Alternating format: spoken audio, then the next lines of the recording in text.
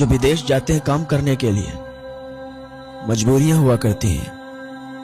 कोई अपनी खुशी से नहीं जाता, कोई अपनी मर्जी से नहीं जाता, बस मजबूरियां ले जाया करती हैं।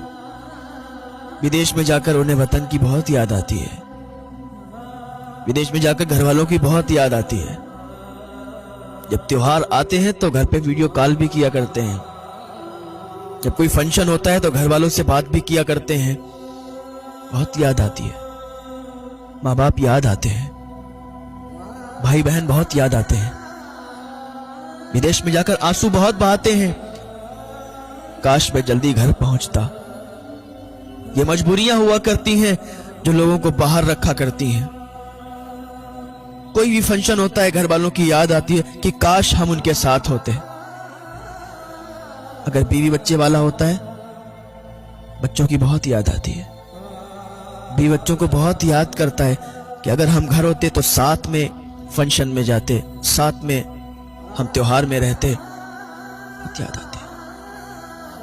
और जब विदेश में जाकर जो काम करते हैं और उनके मालिक जब उन्हें सताते हैं, उनकी तनख्वाहें नहीं देते हैं, उस वक्त तो उन्हें अपने घर की और याद आती है कि हम घर वालों के लिए कमाने आए हैं, घर वालों के लिए काम करने आए हैं, और जिनका काम कर रहे हैं, जो हमारे मालिक हैं, हम पर इतना जुल्म कर रहे हैं, हमारे पैसे नहीं दे रहे हैं।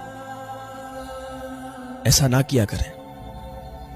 आपका अगर कोई काम करता है, मजबूरी के तहत करता है, इसलिए आपका काम करने के लिए आया, तो कभी उनके पैसे मत रोकना, इसलिए कि उनके साथ उनके घर वालों की दुआएं होती हैं। अगर आप उनके पैसे मारोगे, अगर आप उनके साथ गद्दारी करोगे, उनके घर वालों की बद्दुआएं आपको लगेंगी, उनके बीवी बच्चों की बद्दुआएं आपको लगेंगी, उनके माँ बाप की बद्दुआएं आपको लगेंगी। और वो मजलूम होता है, और मजलूम की दुआ अल्लाह फौरन कबूल कर लेता है।